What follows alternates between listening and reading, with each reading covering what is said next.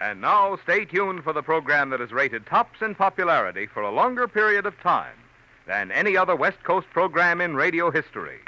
The Signal Oil program, The Whistler.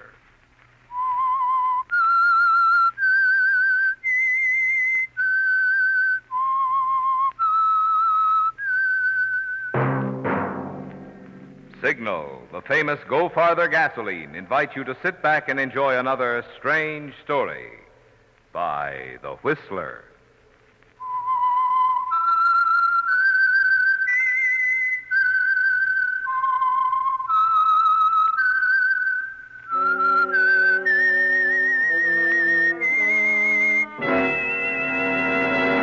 I am the Whistler, and I know many things, for I walk by night. I know many strange tales hidden in the hearts of men and women who have stepped into the shadows. Yes, I know the nameless terrors of which they dare not speak. And now for the Signal Oil Company, The Whistler's strange story. Danger is a beautiful blonde.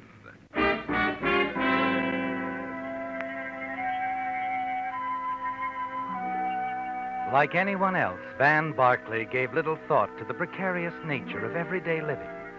Had he had occasion to probe the fact, he might have acknowledged that danger is always present and that it can strike quite suddenly. Only Van Barclay wasn't thinking about such things. Perhaps he was too restless to care. A young engineer, unmarried, can get restless. Working in a new, strange city, he can get lonesome, too. Van Barclay was one or the other, or both of these things on a Saturday night when he came out of a movie and went for a stroll along the Santa Monica Palisades in preference to going back to his hotel room. On a corner, he stopped to light a cigarette.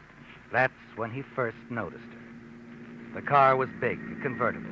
It cruised by him, came back around the block, moving slowly.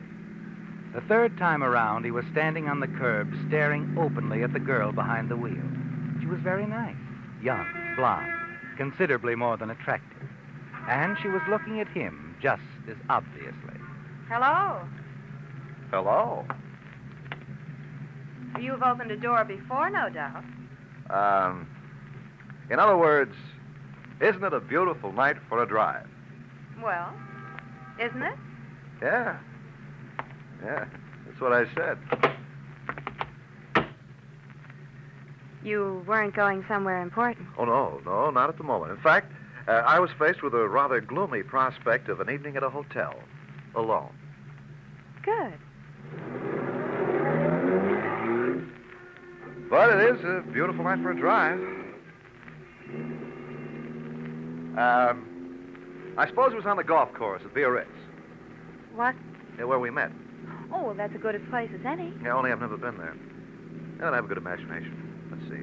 Oh, then, I remember so well those evenings at Monte Carlo when you'd say to me, Van, you must sit beside me at the casino tonight. You bring me luck. You called me Van in those days, remember? Never Mr. Barclay. And I used to call you, what was it I used to call you? It might have been darling, mightn't it? Yeah. Yeah, it might have been at that. Or maybe the mystery woman. Beautiful, fascinating, and unpredictable. Especially unpredictable. Oh, that's not very flattering, Mr. Barclay. You might have said, especially beautiful. Yes, I might have, and meant it. Okay, you win. You're not only beautiful and fascinating and unpredictable, but you're too fast a worker for me. Now, how come? How come what? All this. You're not happy about taking a drive with me, Mr. Barclay? I'm delirious. But why me? Well, what have I got? You're not unattractive, you know. Yeah, but baby, you never saw me before. How do you know what I'm like? Perhaps I like to take chances. Oh, didn't your mother ever warn you about picking up strange men on the street? My mother was rather unusual, Mr. Barclay. And she taught me that when I wanted something, there was only one thing to do. Get out and find it. Uh-huh. Okay, who's kicking? You'll pardon me if I pinch myself. This is something I wouldn't have believed. Sort of like an angel from heaven dropping in your lap. I'm no angel, Mr. Barclay.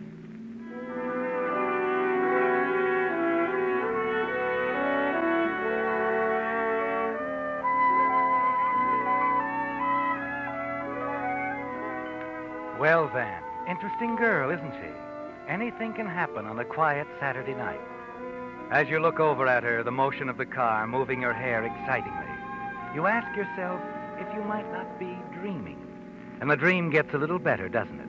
As she swings into a long, curving driveway and stops before a big, sprawling house and smiles over at you. Would you like a drink? Well, sure, you're driving. Well, then come on. We'll go on in. Hey, this is the swankiest roadhouse I ever saw. It's not a roadhouse. I live here. Come on.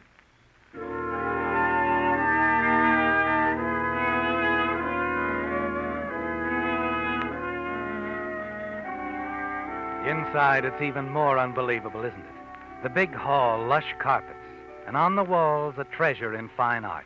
Hey, this is not a bad little place to hang your hat. Oh, hang it then. We like it here. You probably have 2 or 3 scattered around the country. No, just a cabin at Bass Lake. I gather you're not worrying much about any wolves howling at your door. Well, not that kind, Hey, anyway. the guy that owns this must be a movie producer. Hmm? My father. Oh. And he's not a movie producer. He's just an art collector. Perhaps you'd like to take a look around. We have some very nice paintings scattered all over the house. Do you think we can find our way without a guide? There's no one else here. That's what you mean. We only have one servant now, and this is her night off. Cozy, isn't it? The whole place to ourselves. All 50 rooms. It's not that bad. We'll take a look as soon as we have that drink I promised you. You feel like pinching yourself, don't you, Van? This is the kind of thing that just doesn't happen. But it's real. She's real. And she's even more attractive than she looked in the car. And it isn't the cocktails you've had. Finally, she leads you into the library. You like this room, Van? Oh, yes, very much. Always wanted something like this. The right sort of library is good for a man. I designed it myself. Oh, even no interior decorating. Well, you're pretty complete. Thank you. Van, fix yourself another drink. The decanter's over there. I'll be right back. Take your time. This is all very pleasant.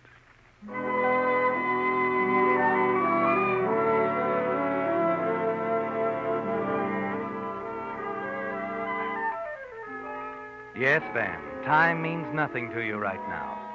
You fix another drink, sink into the big leather chair, and relax. When you open your eyes a few minutes later, she's back, smiling down at you. Hello. Hello again. Oh, I see your glass is empty. Well, that's easily remedied. I'll pour you another one. This is nice work if you can get it. Here. Thanks. Hey, it's nice perfume you're wearing. You like it? I like everything about you. Good. Then you won't mind doing something for me, will you? Anything short of murder. Walk over here. To the closet? Yes. Yeah. Now, open the door. There's something I want you to see. Okay, I'll play games.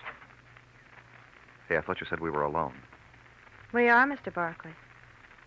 Because, you see, the gentleman in the closet is quite dead.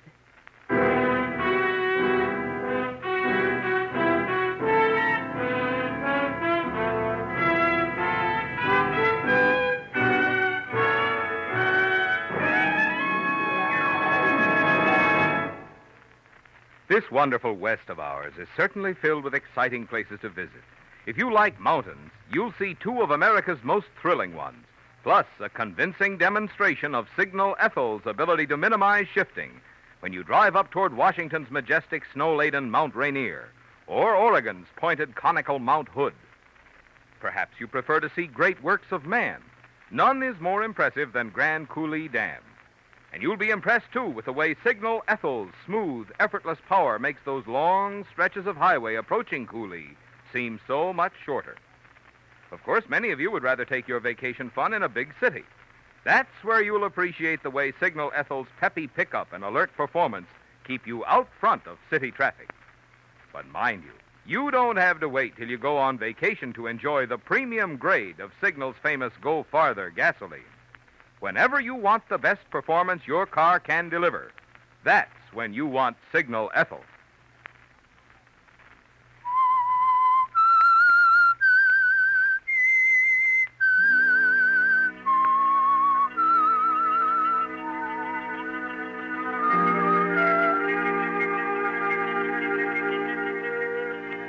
It's a great deal more than you bargained for, isn't it, Van? Yes. When you stepped into the car at the invitation of the beautiful Blonde, you didn't realize what kind of a ride was ahead. It was like a dream, wasn't it? Going to her home, having cocktails, relaxing. And then in the library, the closet. It's fantastic, Van. Your mind spins, almost unable to cope with the situation as you stare down at the quiet figure of a dead man on the floor of the closet. You scarcely hear the girl beside you. You'll help me, won't you?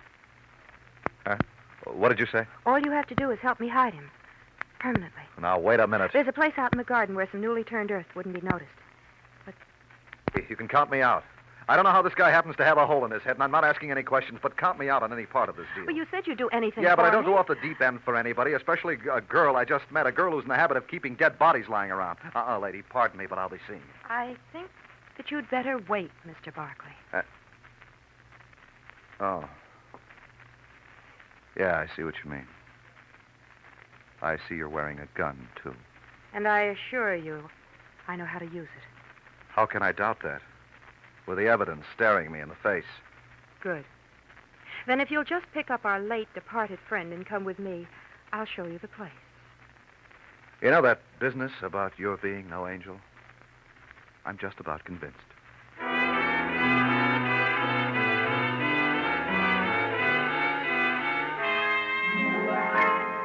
Well, Van, you're in, deep. And there's nothing you can do about it. Not with a gun in your back. You carry the body downstairs as she demands and go out into the garden. There's a shovel. Start digging. Like I said, dig it big. Sounds like a beach near here. The back of the yard drops off to the beach, but never mind. We've got other things to do. Now dig it deep and wide. Yeah. Okay, dig.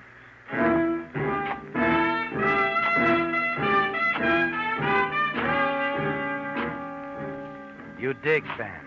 But with each shovelful, you tell yourself over and over that you're next. Dig deep, she said. Big.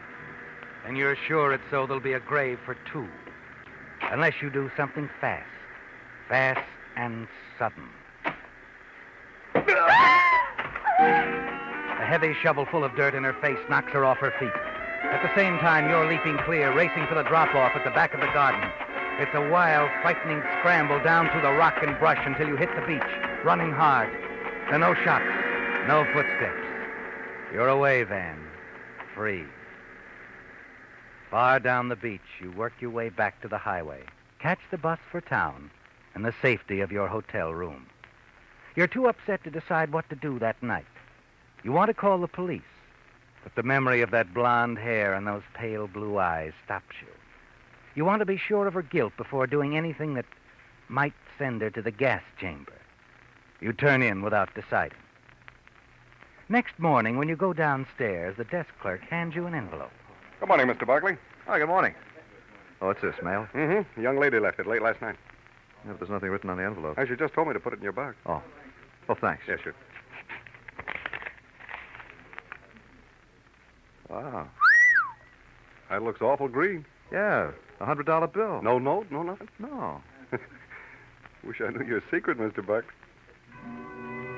You'd like to know that secret yourself, wouldn't you, Van? Now more than ever. $100 to pay for your silence. You catch the bus again, and as you approach the large house where you left the girl the night before, there seems to be quite a few people around. At the gas station on the corner, you find out why. All set, Mr. Armstrong. Anything else? Well, that's all, Joe. Thanks.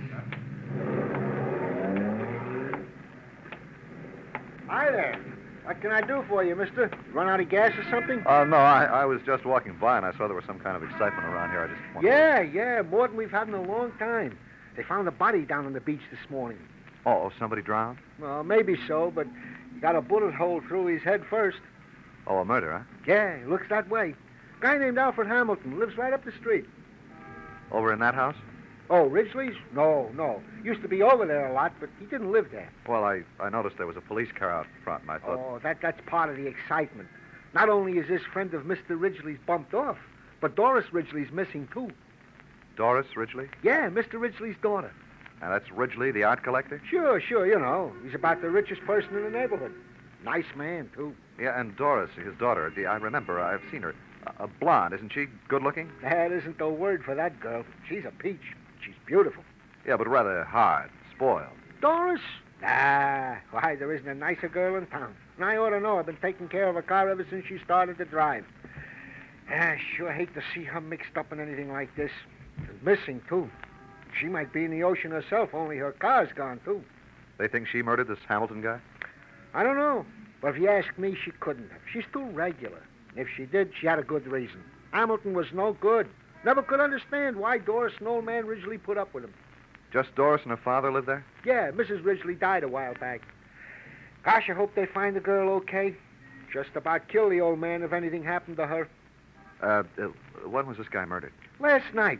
And I can tell you exactly when. 10 minutes to 8 on the nose. How can you be sure? Because I heard the shot. You know, I didn't think anything of it at the time, but I did notice what time it was because I was just getting ready to close up. Would you tell the police that? Oh, sure. Where'd the shot come from? Oh, how should I know? It was just a noise. Maybe from the house over there, maybe from the beach where they found him. Oh, thanks. Thanks a lot. Say, who are you anyway? Oh, nobody important. So long.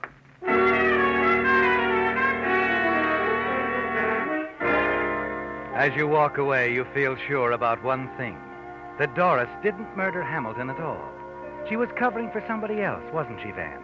And you've got to find her and bring her back. But where? Where is she? It hits you suddenly. The cabin she mentioned. Yes, at Bass Lake. You decide quickly, Van. Next stop, Bass Lake.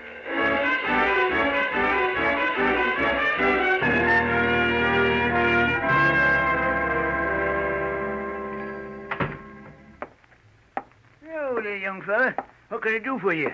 Got everything here body needs. Groceries, notions, drugs, fishing tackle. I'm looking for somebody, Pop. I thought maybe you could give me some directions. I'm the person to come to and tell you about anybody in Bass Lake. Who are you looking for? Doris Ridgely. She's got a cabin up here, hasn't she? Yep. Well, how do I get there? You don't. Why not? Wouldn't do you no good. Why not? Nobody there. Oh, but I'm sure Doris is up here, and I've got to find her. Well, if you got eyes in your head, you wouldn't have to go to no cabin. Huh? If you look across the street over there, you'll see a car in front of Ducey's lodge. She's inside eating. Oh, okay. Thanks, Pop.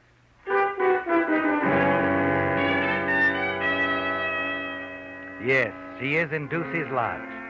And you wait outside until she comes out. As she gets into the convertible, you slip around the other side and open the door. Oh, Hello, baby. It's a nice day for a drive, isn't it? Mr. Barkley. Now, don't reach for your bag. I'll take it. I'll take a look inside, too. Yeah, just as I thought. The gun, you've still got it. Well, I'll just keep it this time, if you don't mind. Look, Mr. Barkley. Just a minute, I'll do the talking. First, I'll return this $100 bill. Even if I had a price for this sort of thing, it wouldn't be $100. It's all I had last night. I said even if I had a price. I don't. I'll keep my mouth shut until I'm ready to talk. Or you are. What makes you think I have anything to talk about? Look, I think I know a good kid when I see one. If you're really in trouble, I'm sorry, but I don't think you are. I don't think you killed this heel Hamilton. I think you're covering up for someone. No. No, I'm not. I killed him. He was threatening me, threatening to tell something about me. So I killed him. I don't believe you. All you did was try to get me to help cover up somebody else's work. No, that's not true. Okay, so you're not ready to talk.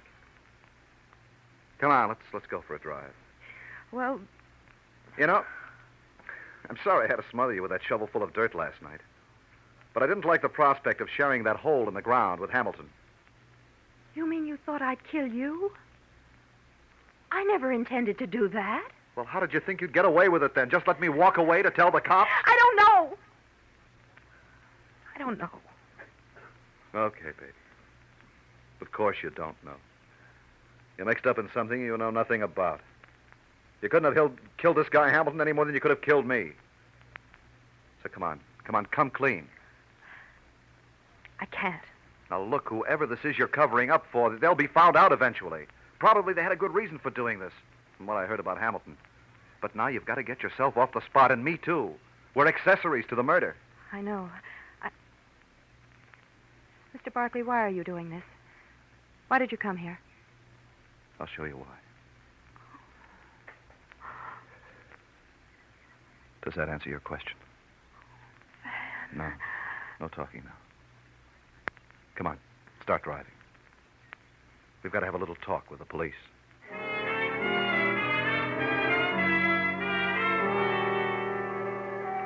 Well, Van, you found her, and she's grateful. You can see that.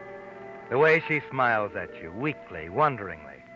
And perhaps later, when it's all over, you can pick up the dream where it left off. You think about it as you drive back to the city with her. Then as she swings the big convertible into San Vicente Boulevard, she suddenly slams on the brakes, pulls up beside a police squad car. Hey, what's the idea, baby? We don't want a squad car. We want to go to police headquarters. Officer! Officer! Yes, ma'am? Arrest this man. He's wanted for murder. And be careful. He's got a gun. You can't believe it's happening, can you, Van? But it is. And later at police headquarters, your dream is turned into a nightmare as Doris pours out a wild story to the captain of the Homicide Bureau. They were both at my house last night. They left together. And then I heard a shot. When I went looking, I found Mr. Barkley standing over Alfred's body down on the beach. He'd taken his wallet. What? You'll find it in his pocket now. The officer already has the murder gun. Are you kidding? I haven't any wallet. I don't have any... Easy now. Well, seems you do have a wallet, Mr. Barkley. You see, Captain? Oh, but look, she put it there, slipped it into my pocket while we were driving. This is Hamilton's wallet, and this is the same caliber gun that killed him, Barkley. But I tell you, I didn't kill him. It's all a lie. Oh, hello, Ridgely. You sent for me, Captain? Yes, thanks for coming right over. I'm glad I did. The lad's telling the truth, Captain. He didn't kill Hamilton. Dad! It's no use, Doris. I appreciate what you're trying to do, but you can't protect me. Dad, please. Please don't say I anything. said it's no use, dear. You can release them, Captain. This young man and my daughter. I killed Hamilton. He was no good. I shot and killed him.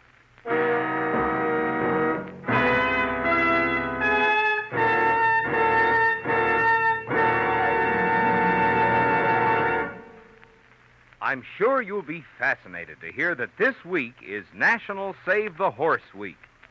I'd suggest that we motorists start a week, too. Call it Save the Engine Week in honor of that wonderful new Signal motor oil that reduces engine wear due to lubrication 50%. New Signal Premium Motor Oil.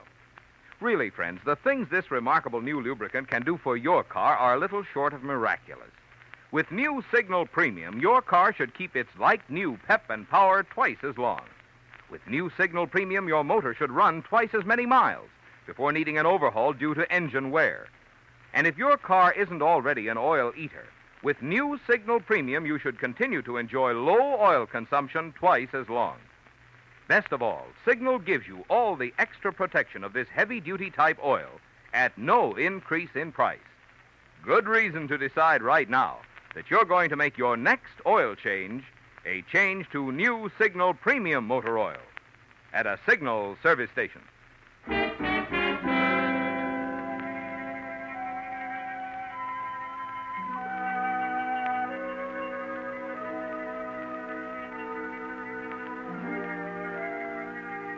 Well, Van, your adventure has brought you dangerously close to a charge of first-degree murder.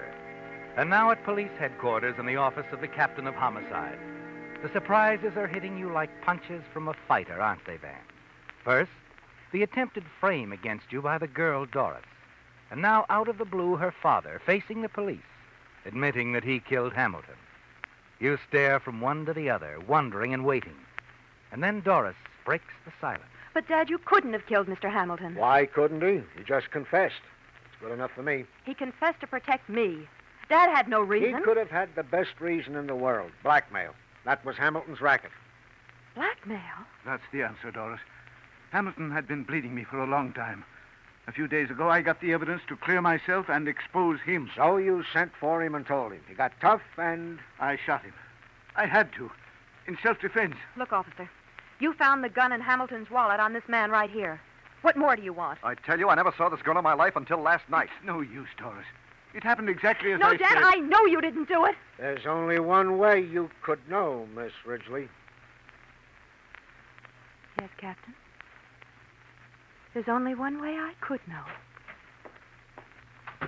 I tell you, my daughter's lying. Mr. Ridgely is right, Captain. Oh, hello, Lieutenant. Find anything? Yeah, plenty. His daughter is lying to protect him. We know from the gas station attendant's testimony that the shot that killed Hamilton was fired last night at 10 minutes to 8. Now, we've checked every move of Miss Ridgely's. And at 10 minutes of 8, she was seen buying a package of cigarettes at the corner drugstore. Yeah, then it was Mr. Ridgely. No, Mr. Ridgely left Hamilton in his living room last night, somewhere around 7, after telling him he was going to expose him to the police. At 10 minutes to 8, Mr. Ridgely was seen having a drink at a bar near Wilshire. So, Barkley, you did take Hamilton's wallet. Was your gun? I tell you, I never even heard of any of these people. No, it wasn't young Romeo here either. Oh, go on. Alfred Hamilton committed suicide. What? Yeah, that's right. There's no doubt about it. Powder burns on his face. Well, he was left-handed. The angle of the bullet in the left temple shows the wound was self-inflicted. Paraffin tests on his hand proved beyond a doubt that Hamilton fired a shot a few seconds before his death. I guess when he realized Mr. Ridgely was going to expose him to the police, he just couldn't take it. Oh, good work, Lieutenant. Now, Mr. Ridgely, you'll come into my office. The lieutenant and I will show you the reports. Of course, Captain. We'll wait in the car, Dad. I'll be along in a minute, Doris. Well, baby, you gave me a nice ride. A very nice ride. Honestly, Vanna, I'm terribly sorry, but I was worried crazy about Dad. But do you think we could have that drink again sometime? Maybe. Now, look. You're a nice kid. You're beautiful, fascinating, all those things. Especially beautiful. But, baby, if you ever see me walking down the street again, just drive on by, please.